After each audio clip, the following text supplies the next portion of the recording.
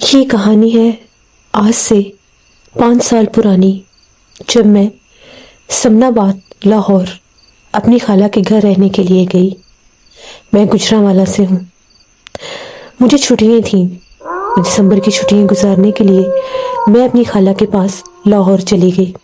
جب بھی مجھے چھٹیاں ہوتی تھیں، خالہ مجھے ہر بار بلاتی تھیں، اور ہر بار کوئی نہ کوئی ایسی مجبوری بنتی تھی کہ میں خالہ کے گھر جا کر رہ نہیں پاتی تھی۔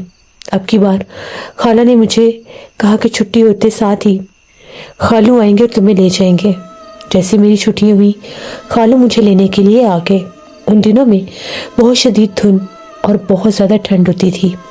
لاہور آ کر اور بھی موسم ٹھنڈا محسوس ہونے لگا۔ خالہ کا گھر جس جگہ پر تھا، اس کے آس پاس خاصے گھنے درخت بھی تھے۔ درختوں کی چھاؤں خالہ کی چھت تک بھی آتی تھی۔ آدھا چھت ایک درخت کی چھاؤں میں ڈھکا رہتا تھا۔ مجھے خالہ کا گھر شروع سے ہی بہت زیادہ پسند تھا۔ میں خالہ کے گھر جا کر ہمیشہ سے بہت زیادہ خوش ہوتی تھی، اور اب تو میں خالہ کے پاس پورے 20 دن کے لیے آئی تھی۔ خالہ کے 2 بیٹے اور ایک چھوٹی بیٹی تھی۔ وہ میرے سے بہت پیار کرتی تھی۔ ہم دونوں بالکل سہیلیوں کی طرح تھیں، لیکن وہ میرے سے عمر میں 3-4 سال چھوٹی تھی۔ وہ میرے پاس ہی سوتی تھی۔ میں خالہ کے گھر گئی، خالہ بہت خوش تھی۔ خالہ نے کہا کہ اب میری بڑی بیٹی آ گئی ہے، اب میرا دل اور بھی لگ جائے گا۔ بچپن سے ہی میرا خالہ نازیہ سے بہت زیادہ پیار تھا۔ بچپن سے ہی انہوں نے مجھے اپنی بیٹی بنایا ہوا تھا۔ ایک شام کی بات ہے، آج ٹھنڈ بہت زیادہ تھی اور دھند بھی بہت زیادہ تھی، اور خالہ نے مجھے کہا کہ جاؤ تانیہ بیٹا، چھت سے جاؤ، جو کپڑے دھو کر بچھائے تھے صبح وہ اتار کر لے آؤ، دیکھو نا کتنی دھند ہے اور اس میں کپڑے گیلے ہو جائیں گے۔ میں نے خالہ سے کہا ٹھیک ہے، میں ابھی آتی ہوں۔ مریم بھی میرے ساتھ آنے لگی، تو میں نے اسے کہا اوپر بہت سردی ہے مریم، تم نیچے خالہ کے پاس کچن میں ہی بیٹھو، میں بھی بس 5 منٹ میں آ رہی ہوں۔ میں تیز تیز قدموں کے ساتھ چڑھتی ہوئی چھت پر چلی گئی۔ اتنی شدید دھند تھی کہ کچھ دکھائی نہیں دے رہا تھا۔ جیسے میں چھت سے کپڑے اتارنے لگی تو تار کا کچھ حصہ اس رخ کی چھاؤں تک بھی جاتا تھا۔ میں جیسے اس طرف جا رہی تھی، بہت مشکل سے مجھے سب کچھ دکھائی دے رہا تھا۔ مغرب کے بعد ایک تو اندھیرا بہت زیادہ ہو جاتا ہے، اور دوسرا دھند بھی تھی اور سردی بھی۔ میں اپنے کانپتے ہاتھوں کے ساتھ جیسے ہی ابھی وہاں سے کپڑے اتار رہی تھی، ایک دم سے مجھے ایسے لگا کہ میرا ہاتھ کسی نے اپنے ہاتھ سے چھوا ہے۔ ایک ہاتھ تھا بالکل گیلا سا، میرے ہاتھ کے اوپر وہ ہاتھ لگا۔ میں فوراً سے پیچھے ہٹی کہ یہاں پر ایسا کیا ہے۔ میں نے غور کر کے آگے جا کر دیکھنا چاہا، کہیں کچھ بھی نہیں تھا۔ مجھے لگا شاید گیلے کپڑے میرے ہاتھ کے ساتھ ٹکرائے ہیں، اور مجھے ایسا محسوس ہوا کہ میرے ہاتھ پر کسی نے ہاتھ رکھا ہو۔ میں نے فوراً سے کپڑے اتارے، ابھی درخت کے قریب گئی ہی تھی، وہاں سے کپڑے اتار رہی تھی تو مجھے ایک خوفناک کہکا سنائی دیا۔ ایسے لگ رہا تھا کہ میرے پاس کوئی عورت کھڑی ہنس رہی ہے۔ میں ڈر کے پیچھے ہٹی اور میں نے کہا کون ہے یہاں پر، لیکن وہاں پر کوئی بھی نہیں تھا۔ میں ڈر گئی۔ میں فوراً سے کپڑے لے کر تیزی سے جو ہی نیچے آنے لگی، سیڑھیوں کے قریب پھر میرے ہاتھ کے ساتھ کسی کا ہاتھ ٹکرایا، لیکن کوئی وجود مجھے نظر نہیں آیا۔ میں تیز تیز قدموں کے ساتھ نیچے اتر آئی۔ خالہ نے کہا دھیان سے آؤ، گر جاؤ گی، کیا ہوا تانیہ، تم اتنی ڈری ہوئی کیوں؟ میں نے کہا خالہ مجھے بھی ایسا محسوس ہوا جیسے اوپر کوئی تھا۔ مجھے ایک عورت کے ہنسنے کی آواز آئی درخت کے پاس سے۔ خالہ کہنے لگی او ہو تانیہ کیسی باتیں کرتی ہو، وہاں کہاں عورت آ گئی، ساتھ تو خالی پلاٹ ہے، کچھ بھی نہیں ہے ایسا، شاید سامنے والوں کے گھر سے آ رہی ہو، انہیں عادت ہے وہ بہت اونچا بولتے ہیں سب، ادھر سے آواز آ رہی ہوگی، دیوار بالکل ساتھ ہے نا اس لیے۔ میں نے کہا ٹھیک ہے ہو سکتا ہے، لیکن 2 بار میرے ہاتھ کے ساتھ کسی کا ہاتھ ٹکرانا یہ بہت عجیب تھا۔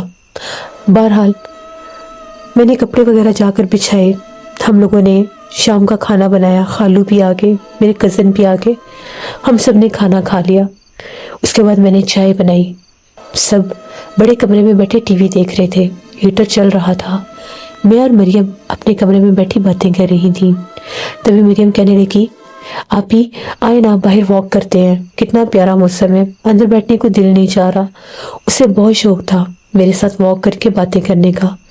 अक्सर हम लोग गर्मियों के मौसम में भी पूरा पूरा एक एक घंटा छत पर फिरती रहती थी, वॉक करती रहती थी, आस पास दीवारों के खड़े होकर देखती रहती थी। अब हम दोनों सहन में आ गए और हम लोग वॉक करने लगी। बिल्कुल हम लोगों के पास ही छत की ग्रिल जा रही थी, सीढ़ियों की ग्रिल ऊपर तक जा रही थी। जो ही हम दोनों वॉक कर रही थी, एकदम से हमें ऐसा महसूस हुआ जैसे जो सीढ़ियों वाली ग्रिल है उसे बहुत जोर जोर से कोई हिला रहा हो, जैसे सीढ़ियों की ग्रिल में वाइब्रेशन सी होने लगी। मैंने मरियम से कहा कि आवाज़ कैसी है? कहती आप भी ऐसे लग रहा है जैसे सीढ़ियों की ग्रिल के पास कोई है। हम लोग खड़ी हो गई और गौर से ग्रिल को देखने लगी। ग्रिल जोर जोर से हिल रही थी। हम लोगों को लगा शायद जलजला आ गया। हम लोग तेजी से भागी और जाकर बरामदे का पंखा देखने लगी, लेकिन बरामदे का पंखा बिल्कुल स्टिल था, वो हिल नहीं रहा था। मैंने से कहा फिर ये आवाज़ कैसी आ रही थी? ऐसे लग रहा था ना कि कोई ग्रिल को हिला रहा है। कहती हाँ, आप भी ऐसे लग रहा था। तभी हम लोगों ने फिर वॉक शुरू की तो हम लोग क्या देखते हैं, एक मोटी तासी काली स्याह बिल्ली सीढ़ियों से हमें झांक कर देख रही थी। बिल्ली के देखने का अंदाज बहुत ज़्यादा डरावना था। बिल्ली को यूं झांकते देखकर हम लोग दोनों डर गई। मैंने मरियम से कहा मरियम आओ अंदर चलते हैं, मुझे तो डर लग रहा है, देखो ना ये बिल्ली हमें कैसे देख रही है। हम दोनों जल्दी से अंदर आ गई। उसके बाद कमरे का दरवाज़ा हमने बंद कर लिया। खासी देर हम लोग बातें करती रही, मोबाइल यूज़ करती रही, मोबाइल पर हम लोग ड्रामे देखती रही। मरियम सो गई, 12 बज के मरियम सो गई, मैं जाग रही थी। खाला लोग भी सो चुके थे। सोने से पहले खाला हमेशा मेरे पास कमरे में आती थी, बातचीत करती थी। थोड़ी देर खाला ने बातें की। आज उनकी तबीयत थोड़ी ठीक नहीं थी तो वो जल्दी सोने के लिए चली गई। मुझे नींद नहीं आ रही थी, मैं जाग रही थी। मैं मोबाइल पर कोई ड्रामा देख रही थी। ड्रामा देखते देखते मुझे पता ही नहीं चला कब 1:30 बज गए। उसके बाद मुझे वॉशरूम में जाना था, हाजत महसूस हुई। सोने से पहले मैंने सोचा मैं वॉशरूम से हो लेती हूँ। मैं जैसे ही उठी बाहर देखा तो हल्की हल्की धुंध अभी भी थी, लेकिन जो छत पर धुंध थी उतनी ज़्यादा धुंध नीचे सहन में नहीं थी, लेकिन फिजा थोड़ी थोड़ी धुंधली महसूस हो रही थी। वॉशरूम बिल्कुल कोने पर था, जिसके पास से सीढ़ियाँ ऊपर जाती थी। मैं जैसे ही वॉशरूम में गई, अभी मैं वॉशरूम में गई थी, मैंने दरवाज़ा बंद किया तो एकदम वॉशरूम के दरवाजे के ऊपर दस्तक होने लग गई। बिल्कुल हल्की सी मध्यम सी दस्तक होती जा रही थी। मुझे बड़ी हैरानगी हुई कि कौन हो सकता है। मैं वॉशरूम से बाहर निकली तो बाहर कोई भी नहीं था, लेकिन मुझे ऐसा लगा कि जिस तरह से कोई बड़ी तेजी के साथ सीढ़ियाँ चढ़कर ऊपर जाता है। मैं हैरान हो गई। मैंने पीछे पलट कर देखा, थोड़ा सा आगे झांक कर सीढ़ियों में से देखना चाहा तो मुझे ऐसा लगा कि सीढ़ियों की आखिरी सीढ़ी के साथ जो दीवार होती है छत की, वहां से झांक कर कोई औरत देख रही है। काला स्याह चेहरा था, सफेद लिबास था, बाल खुले हुए थे। हाँ, वो झांक कर नीचे देख रही थी। मेरी तो जान ही निकल गई। मैं इतना शदीद डरी, मेरी चीख निकली और मैं कमरे में भाग गई। सब गहरी नींद में थे, मेरी आवाज़ किसी ने भी नहीं सुनी। मैंने कमरे की कुंडी लगा ली। मैं थर थर कांप रही थी। मरियम भी गहरी नींद में सोई हुई थी। मैं किसी को भी जगा नहीं सकती थी। मैंने वहां पर एक मखलूक को देखा था और ये सच था। मैं आकर कुर्सी पढ़ने लग गई। मैंने उसी टाइम मोबाइल के ऊपर सूरह यासीन लगाई और अपने कानों के साथ हैंड फ्री लगाकर सुनने लग गई। मेरे दिल को थोड़ा सुकून महसूस हुआ। वो जो खौफ था उसमें थोड़ी कमी आई। मुझे नींद आने लग गई और मैं सो गई। आधी रात का जब टाइम हुआ, मुझे ऐसे महसूस हुआ कि जिस तरह से मेरे सर के बालों को कोई छेड़ रहा है। मुझे ऐसे लग रहा था मेरे बाल कोई खींच रहा है। और वो जिस तरफ मैंने बेड पर करवट ली हुई थी, मेरा चेहरा मरियम की तरफ था और दूसरी तरफ से मुझे ऐसे महसूस हो रहा था जैसे कोई पीछे से मेरे बालों को खींच रहा हो। मैं बहुत ज़्यादा डर गई। मेरे बाल किसी ने खींचे थे। मैंने उसी टाइम पलट कर देखा तो एक काला स्याह हाथ था। वो हाथ देखने के बाद मैं चीखें मारने लग गई। میں اتنا اونچا اونچا چیخ رہی تھی، خالہ لوگ سب جاگ گئے، وہ تیزی سے آئے، دروازہ کھٹکھٹانے لگے۔ میں بھاگی بھاگی گئی، میں نے دروازہ کھولا۔ جو ہی میں نے جا کر دروازہ کھولا، میں خالہ کے گلے لگ کے رونے لگ گئی۔ میں نے کہا خالہ میرے بال کوئی کھینچ رہا تھا، میں نے کالا سا ہاتھ دیکھا بیڈ کے پاس۔ خالہ بڑی پریشان ہوئی، مریم بھی ڈر کے وہ بھی رونے لگ گئی۔ سارا کمرہ چیک کیا، بیڈ کے نیچے کچھ بھی نہیں تھا، کہیں کچھ تھا ہی نہیں، وہ غائب ہو گئی۔ میں نے پھر خالہ کو بتایا چھت کے اوپر بھی میرے ہاتھ کے ساتھ کوئی ہاتھ ٹکرایا تھا، اور ابھی جب میں واش روم میں گئی تھی میں نے سیڑھیوں سے کسی عورت کو جھانکتے دیکھا تھا۔ خالہ مجھے بہت ڈر لگ رہا ہے۔ خالہ نے کہا کچھ نہیں ہوتا، پریشان نہیں ہونا۔ خالہ ہم لوگوں کے ساتھ ہمارے کمرے میں آ کر لیٹ گئی۔ خالہ مجھے بہت پیار سے سمجھا رہی تھی اور کہہ رہی تھی اللہ خیر کرے گا تانیہ، کچھ بھی نہیں ہے ایسا۔ میں نے خالہ سے کہا خالہ کیا آپ کو کبھی محسوس ہوا ہے کہ آپ کے گھر میں جن آتا ہے؟ خالہ کہتی نہیں، ایسا تو کبھی بھی محسوس نہیں ہوا، لیکن ہاں کبھی کبھی اگر ولید چھت پر شام کو بیٹھتا تھا تو مجھے آ کر ہمیشہ کہتا تھا امی جب میں دیر رات کے چھت پر جا کر بیٹھتا ہوں یا مجھے رات ہو جائے یا شام ہو جائے تو کبھی کبھی درخت کے پاس سے کوئی پتھر پھینکتا ہے۔ تو میں سے ہمیشہ یہ کہتی تھی کہ بیٹا شرارتی بچے ہوں گے، انہیں عادت ہے شرارت کرنے کی، یہ وہی شرارتیں کرتے ہوں گے۔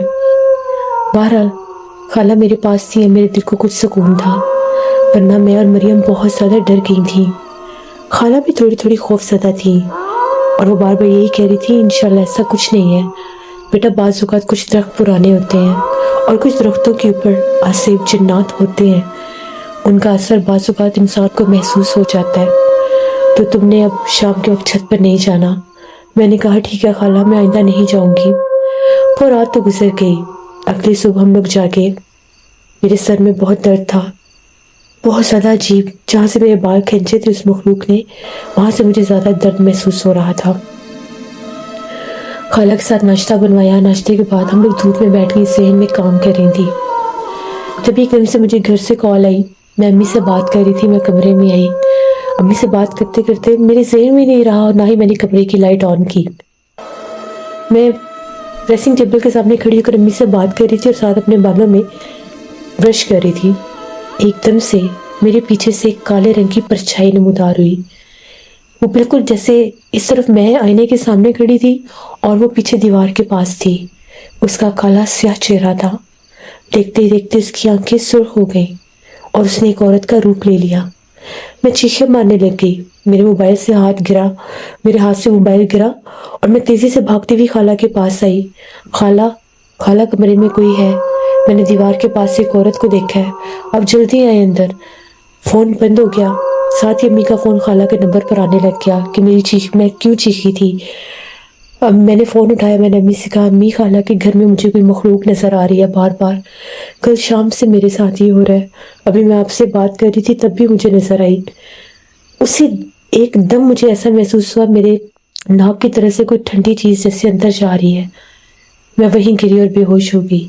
خالہ شور مچانے لگ گئی، مریم چیخیں مارنے لگ گئی، میرا کزن اوپر چھت پر تھا، بھاگا بھاگا نیچے آیا، بڑی کوشش کی، مجھے ہوش نہیں آ رہا تھا۔ وہ فوراً سے بھاگتا بھاگتا مسجد میں گیا اور مولوی صاحب کو لے کر آیا۔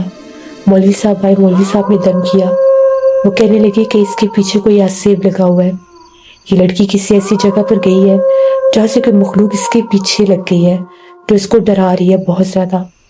اس لڑکی نے بہت زیادہ تیز خوشبو لگائی ہوئی تھی، اس پر کوئی چیز حاوی ہو چکی ہے، اس لڑکی کو چاہیے کہ یہ اس جگہ سے فوراً چلی جائے، اگر یہ یہاں پر 11 دن رہی تو یہ آسیب زدہ ہو جائے گی۔ ابھی شام بھی نہیں ہوئی تھی، امی ابو آگے، وہ لوگ بڑے پریشان تھے، مجھے بڑا سا بخار تھا، خالہ بھی روئی جا رہی تھیں، بڑی ڈر گئی تھی وہ بھی۔ میں اسی شام امی ابو کے ساتھ واپس آ گئی، وہ مجھے ایک صاحب علم کے پاس لے کر گئے۔ ان صاحب علم نے مجھے حفاظت کا تعویذ دیا اور سختی سے منع کیا کہ کچھ عرصہ میں نے خالہ کے گھر نہیں جانا۔ ان صاحب علم کا یہ کہنا تھا کہ ان کو ان کے حساب میں یہ پتہ چلا ہے کہ ان کے گھر کا وہ جو درخت ہے اس کے اوپر ایک جنی کا بسیرا ہے، اور وہ جنی بہت زیادہ سخت اور ظالم مخلوق ہے، وہ کنواری لڑکیوں کے پیچھے لگتی ہے اور ان پر اپنا آسیب کرتی ہے، پھر ان کو طرح طرح کی بیماریاں اور رشتوں میں رکاوٹیں ڈالتی ہے۔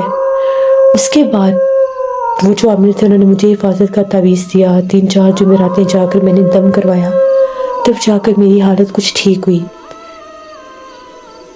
اس کے بعد خالہ کہتی ہیں کہ ان کے گھر میں واقعات دن بدن بڑھنے لگ گئے۔ خالہ کہتی ہیں میں کمرے میں سوئی ہوتی تھی، مجھے ایسے لگتا تھا جیسے تمہارا نام لے کر کوئی پکار رہا ہے۔